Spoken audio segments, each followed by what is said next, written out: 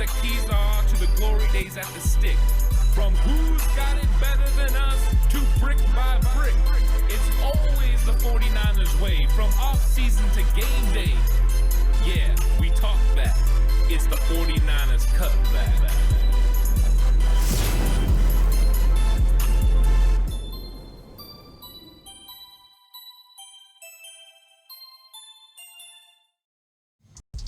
It's 49ers Cutback Podcast time. Welcome to the show. I'm ready to talk about the most important players on defense for the San Francisco 49ers. And boy, is there a lot of players and a lot of question marks about this defense, even though it was number one in the NFL in 2022. 49ers Cutback on Believe, of course. This episode is going to be fun because I'm going to go through the 49ers defensive position players and talk about their importance. We did this with the offense, and it sparked some very good conversation. A lot of people believing, like me, Christian McCaffrey is the most important. Some very much still say it's Deebo Samuel or Trent Williams. But now here we are on defense, and I think the defense is a little bit more interesting, where, yes, there's question marks at quarterback for the 49ers or right tackle. There are a few positions along the 49ers defense that are definitely up for grabs. We've seen players leave in free agency. We've seen players expected to step up. And then we've also seen the 49ers go out and get big-time players in free agency for this defense.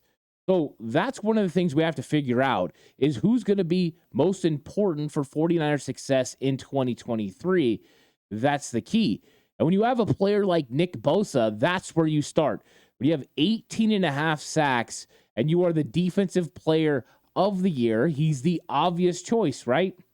He's the most important. Or is he? I think Nick Bosa's importance is definitely felt on this 49ers defense. Whether you're playing on the defensive line alongside Nick Bosa or you're playing behind him, he definitely sets the tone for what you're going to see. So if Nick Bosa's getting after the quarterback at the rapid pace he can, that makes it easier for everyone on the defensive line to be able to get to the quarterback as well. But not just that. It makes it easier for linebackers. They don't have to cover as long. When they're going ahead and trying to make tackles, he sets the edge against the run. He keeps offensive linemen off them so they can roam free. It changes things for them.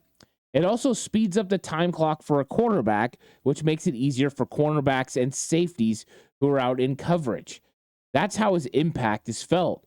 Not to mention how big a sack is for a defense. That sort of play puts the offense behind the eight ball. If it's a deep sack, you're talking about a potential of it being a third and long situation, and that could definitely change how a drive is progressing for an offense and how a defense plans to play it. On third down, now you could play coverage, you could play off, tackle underneath. That rallying ability to make tackles underneath the sticks is a lot more convenient for your defense than having to stop them on 3rd and 1 or 3rd and 4, which are manageable situations for an offense. So Bosa's ability to make it easier on the defense was felt in 2022. And that's something that the 49ers were always hoping they were going to get all the way since they drafted Solomon Thomas to be what they thought Nick Bosa was going to be. But Bosa's that guy. He is definitely one of the best defenders in the entire league, and he's going to get paid like it as well, as he's in contract negotiations with the 49ers for an extension. Fully expect him to get that done here as we're approaching training camp. It could happen at any time, and then they'll get Nick Bosa under contract for the next 6 or so years. So the 49ers having Nick Bosa is definitely something that changes the defense. But the 49ers didn't stop there. They went out and got another game changer in Javon Hargrave. He was, of course, the most double-team player on the entire Philadelphia Eagles team in 2022. The dude is an absolute beast. He's a wrecker against the pass. He gets after the quarterback at a nice rate. He had over 10 sacks last year in 2022, and his impact will be felt. He played 68% of the snaps for the Philadelphia Eagles, so he's going to be out there for the 49ers more than not. And he's going to be playing with a all-pro caliber player, Nick Bosa, a Pro Bowl caliber player, Eric Armstead. this defensive line is going to be formidable. And what is the importance of Javon Hargrave, besides him just rushing the passer, is his ability to get penetration, get in the backfield, and make things happen for this defense. This is a defense that's predicated on putting the offensive team on their heels, getting after them, making plays in the backfield, making offensive linemen feel uncomfortable with how they have to go about blocking you, their scheme when they're pulling. Hargrave is a wrecker because you have to be able to not only get after the passer, which Hargrave does at a high level, but you have to be able to stop the run as well. One of the reasons the 49ers decided to move on from a defensive tackle like DeForest Buckner, who is an absolute stud, an all-pro caliber player year in and year out, is because though he was very good against the pass, he struggled a little bit against the run. He would get pushed back at times and was somewhat incapable of consistently stopping interior runs against really good offensive lines. And it's nothing against Buck. I think he's a really good player. But adding a Javon Hargrave just made you a little bit better. So where maybe you get a Pro Bowl caliber type player in Buckner, now you have an all-pro caliber player here with Javon Hargrave. So now you've got a guy in the interior that can do it at that level, and then you have an edge guy in Nick Bosa. Those two guys alone are going to make it difficult for offensive lines to be able to double team both, and then it's also going to screw up their blocking as far as pass protection. Running backs are going to have to give help instead of going out. It's just going to make life easier for all kinds of players, including linebackers, nickel corners, safeties. It's going to make it easier. You throw in the fact now, too, with this wrecker, if they're double-teaming him and they're double-teaming Bosa, it means less offensive players are going after your linebackers to get in run fits. That is so important for this team to be able to stop the run on early downs and prevent third and manageable. If it's 3rd and 6+, this 49ers defense has a better chance of getting off the field. Last year, the 49ers were one of the worst defenses in the league of giving up third and under 2 to 3 yards of yardage, being able to give those up. Those were converted at a very high rate by opposing offenses. It was one of the most ridiculous things we saw during the season for the 49ers. So Hargrave's going to help with that. He's also going to make the importance of Eric Armstead felt even more, because Eric Armstead last year, probably his importance was seen because of his absence. The injuries that he suffered to his foot and his ankle didn't allow him to be on the field very much. And you notice that there was a internal presence missing with Armstead not there. Once Armstead moved to the interior defensive line in 2020, the 49ers defense changed. They got more stout against the run. They got more interior pass rush. It helped DJ Jones be a better player. He ended up getting a big contract on the open market. So Eric Armstead has had an importance. What is his importance now? Winning one-on-one battles. If they're paying attention to Hargrave and they're paying attention to Bosa, Armstead has to make sure he wins. If he doesn't and they're able to block him one-on-one, then the 49ers defense is going to struggle to get to the quarterback. If he can win those battles and all of a sudden they have to single up Bosa at times or Hargrave, then that gives them the opportunity to win on those matchups. Not to mention, having Hargrave and Armstead stout against the run on the interior defensive line is going to be huge. That's going to allow the 49ers those opportunities we were talking about. 3rd and long is something that I know Coach Steve Wilks wants. Those are the times not only can you play the sticks by sitting back and just rallying to tackle before the first down marker, but it also allows you to get hyper aggressive. 3rd and 10, 3rd and 11, here you go, nickel corner blitz, or do a little zone blitz action, drop one of these guys off and bring somebody else. Bring Hufanga in the box and bring him off the edge. So all that is started, though, by a defensive line being able to make the plays that they make. Which brings me to an importance probably that the 49ers haven't felt in a while, is edge rusher opposite of Nick Bosa. They had D Ford. For a while, it was Eric Armstead. And then they signed Samson Ebukam.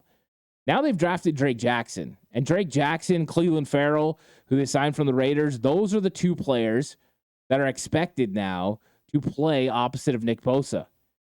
That importance of that position could be felt throughout the entire defense. Because we just talked about Armstead winning in one-on-one situations. Well, at times, with protection, the way that some teams can do it with max protect, you could single up one player on the defensive line and block everyone with protection. If that, in this case, is Drake Jackson or Cleveland Farrell, they have to win. There's no way around it. They have to win those one-on-one matchups. What we saw from Drake was an unpolished, unfinished product in 2022. But he knows that. He's put in the time and effort and work during the offseason. He's gotten 13 pounds bigger. He's stronger. He's probably just as fast or faster. And now he's going to be in better shape and more well-equipped to handle an NFL game and NFL season. He hit that rookie wall about 13 games of the year and became inactive. Now the 49ers bring in a guy that the Raiders thought was a top 5 pick in Cleveland Farrell. And Chris Kaceric's going to try to work his magic and be able to develop him the same way he did with other scrap heap players. Players like Charles Omenihu or Arden Key, bringing them in and then having them make a huge impact. Kerry Hyder, a guy he was familiar with out of Detroit, comes in into the 49ers organization in 2020, makes some huge plays, gets 8.5 sacks, and ends up signing a big contract with Seattle. Now, of course, he's back and playing for Kaceric, and he seems to always have success with Kaceric. So reclamation projects is what Kaceric is trying to do here with Cleveland Farrell. But the importance of one of those guys, Drake Jackson, Cleveland Farrell, Robert Beal, making an impact on this 49ers defensive line is huge. It's very important. To be honest, it doesn't matter which one of those guys does it, just that one of them is able to step up into that role and play at a very high level. That will make it easier on Bosa, Armstead, and Hargrave. And if that happens, this defense goes from being really great. This defensive line goes from being really great to being absolutely excellent.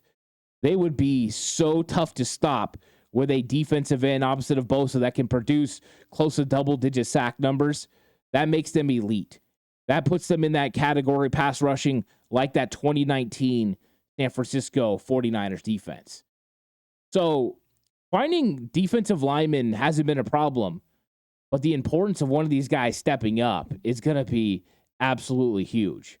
Now, as we move back into the box, the 49ers have a duo of linebackers that is spectacular. Fred Warner, all-pro Fred, the best off-ball linebacker in the league.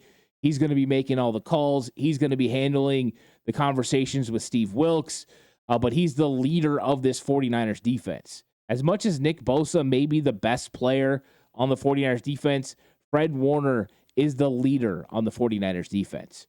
The guy just knows. He has the instincts. He has the ability. He's great in coverage. He's great tackling. He's great against the run. He's so smart. It's one of the funnest things to watch. If you just sit back and watch Fred Warner in these games, you see him having that chess match back and forth with opposing offenses as he figures out what they're doing, listens to their calls, makes adjustments. Fred Warner is the quarterback of the defense, and he does it at such a high level. His importance to this 49ers defense is felt in a variety of different ways. But I think where it's most felt is how he has a calming presence, exciting exuberance when it's time to be that type of player, but also the intelligence to make sure that he gets everyone where they're supposed to be when they're supposed to be there. And then the thought process of just stacking good plays, being deliberate with your reps, being deliberate with your intentions are something that Fred Warner does at an extremely high level. So he's the perfect guy to be, the middle linebacker for the San Francisco 49ers. And, we've seen him kind of come on the scene under Robert Saleh and then excel to new heights under DeMeco Ryans. Let's see what Steve Wilks can do with a talented player like Fred Warner here in 2023. But his importance is definitely significant to the 49ers' defensive success. And Dre Greenlaw, his counterpart, has he been spectacular? His tackling is some of the best in the league. The fact he's been improving in coverage. He made so many big plays in 2022, including covering Mike Gesicki out in the flat and being able to get the ball out of his hands on a huge fourth down play. One of the things about Dre Greenlaw is he just gets better, but he also brings intent when he hits. He's like Mike Tyson on the football field. He absolutely lays people out. We've seen him had to come up with some growth, making a little bit of mistakes here and there with late hits and some sort of the penalties that he was getting, but he's learned from those and he's grown. You've seen him just fly around. There are some plays that he made during the 2022 season that show his ability. The guy is technically sound in his footwork. He gets downhill. He's able to read and find the necessary places to go through the line of scrimmage and make tackles. The guy finds every area you're supposed to be. He's spectacular. And the 49ers have the best linebacker duo in the entire NFL. And Dre Greenlaw is important to that success, maybe more so now that Azeez Al-Shaair is gone. Before, if Dre went down, you knew you could count on Azeez Al-Shaair to come in and play. But now we need Dre Greenlaw to stay healthy, to stay on the field, and to make sure that he can make plays. Because with Azeez Al-Shaair going out, the importance of who fills that Sam linebacker spot has never been this heightened under Coach D'Amico Ryans or Steve Wilks. Of course, they had question marks about these players under Robert Saleh, but they went out and they drafted Dre Greenlaw, spent money, on other players. So a guy like Oren Burks is going to have an opportunity to step into that role. Now, of course, it could always be Demetrius Flanagan-Fowles or one of the young cats, Jalen Graham, D. Winters. Those guys are possibilities. Undrafted free agent Marcelino McCrary-Ball. All of them could be competing. I think the most obvious choice is Oren Burks. He was drafted pretty high in 2018. He's had a lot of success on special teams, but we saw really good tape from him in the times he came in and played. Whether Greenlaw was out or Azeez Al-Shaair was out, he came in and played that Sam linebacker spot. He's big, he's physical, fast, pretty good in coverage. Oren Burks is definitely capable. Can he play at the level of Azeez Al-Shaair? That's another question. He has to go out there and prove it. One of the most interesting things about playing the 49ers is how much do you want them in nickel? How much do you want them in sub packages? Are you going to keep them at a 30%, which seems to be the league average of times they're in base 4-3 sets, 70% in the nickel or sub packages? Or is that number going to go higher? Because when Azeez Al-Shaair played for the 49ers, there were times when teams would allow them to have their base package on the field 22, 23% of the time. That's even less snaps. So I'm curious how much that number goes up. That number might go up by how well Oren Burks plays. He plays at a high levels, able to get in there in those run fits, be there for that cutback lane, be able to cut these plays off and make tackles in the backfield. If he can do all those things, then they're probably going to just go back to doing whatever. They're not going to be able to manipulate the 49ers through personnel groupings. So I'm really curious what the 49ers do at the Sam linebacker spot, because that's a big, big place where teams can possibly take advantage of the 49ers if Burks isn't up to snuff to what Al-Shaair was in 2022.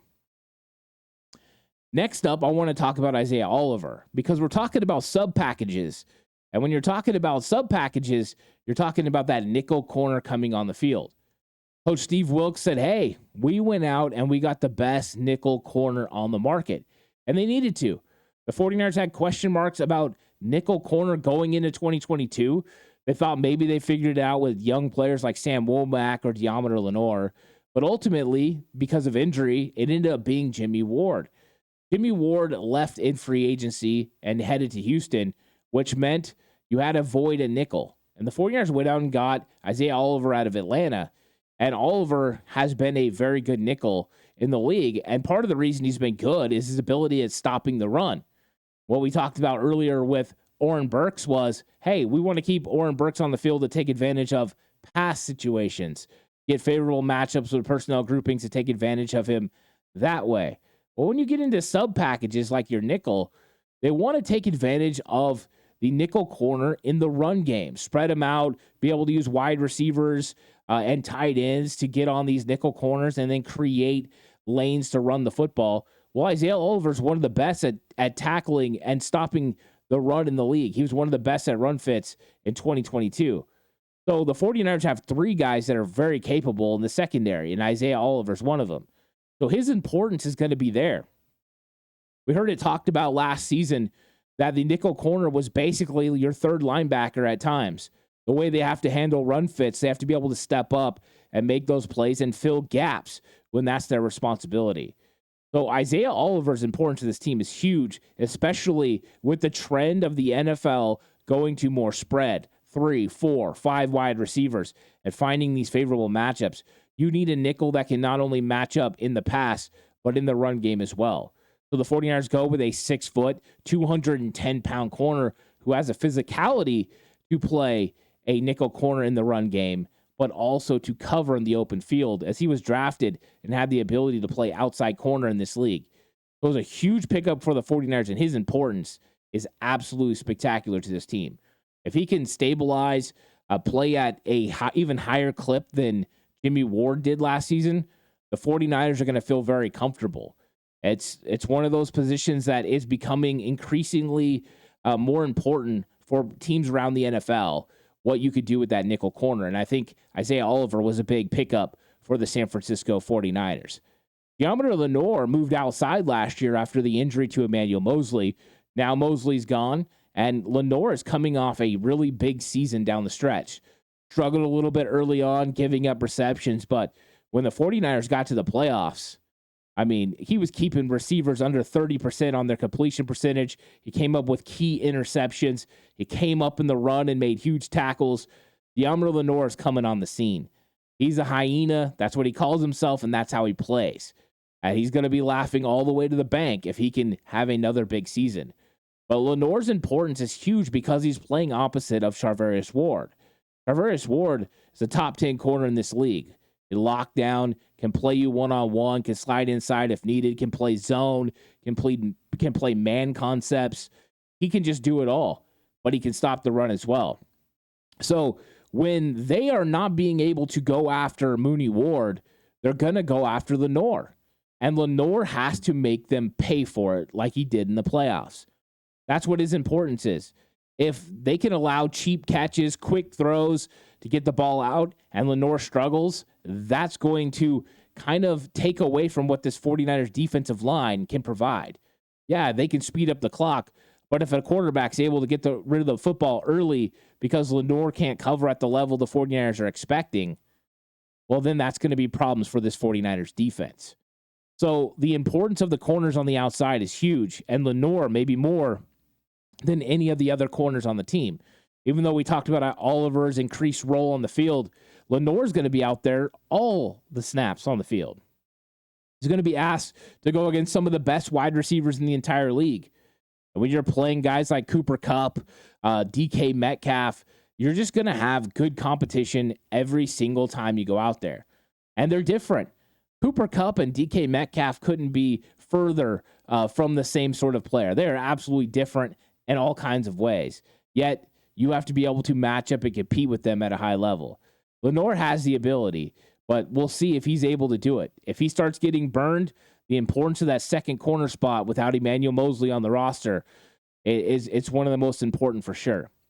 Now I'm going to talk about Talanoa Hufanga, because Talanoa Hufanga's ability to be a playmaker in the back end of the defense was felt for the entire 49ers roster in 2022. From him making turnovers to him helping Tayshaun Gibson make turnovers, but also his instincts on the field. Learning that not only is pre-snap reads as important as post-snap reads, I think is one of the things I like about Hufanga's growth. But he brings an excitement, he brings an enthusiasm, and he brings a playmaking ability that this 49ers defense absolutely needs in 2023. The 49ers produced turnovers in 2022 like they hadn't done in previous seasons. Some seasons it felt like they couldn't get turnovers. And then last year, Hufanga comes on the scene, and him and Gibson started creating turnovers at a very high level. And whenever you can get 4 or 5 interceptions in a season, you're making things happen for your defense. and Hufanga provided that. You throw in big plays like the pick six off Matthew Stafford to the house in week 4 against the Rams, and you've got a player that changes football games. That game went from being a one-score game to being the 49ers taking over and blowing out the Rams. That's what those big-time plays do for your defense. And Hufanga stabilized that back in. And now his role is even more significant because even though they have Tayshaun Gibson and he's going to be a stabilizing veteran presence in that secondary, you're replacing Jimmy Ward. Jimmy Ward had been a leader on this football team for years, and he had been with the 49ers organization for 9 seasons. So replacing that with a young player isn't always easy. Now, Hufanga's been around the block a couple of years and definitely has the respect of his peers. But I think that's going to be one of the most interesting things to watch is seeing Hufanga's elevation as a leader. Fred Warner is the leader of the defense, but Taunu Hufanga is a leader of the secondary. And that's going to be fun to watch. And I want to see what his growth is like from what his pre-snaps are to what he lets his eyes see post-snap. Sometimes he would jump the gun with his pre-snap reads, and it led to dirty eyes and him getting beat a little bit. But I felt like at the end of the year, he figured it out. He learned that, hey, this gives me an idea, but it doesn't exactly tell me what the play is going to be.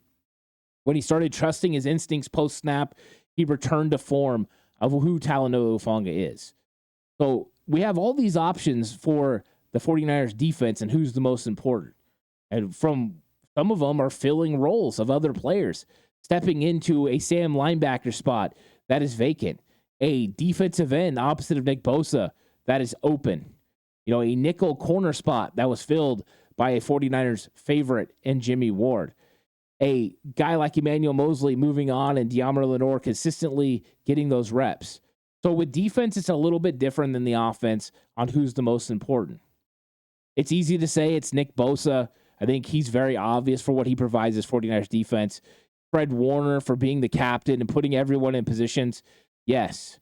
I think the most important, though, for the 2023 season is not one of the big-time players, but what you're going to get from the defensive end opposite of Nick Bosa. If that defensive end, like Drake Jackson's able to get 6 to 8 sacks in his sophomore season, the 49ers defense is elite.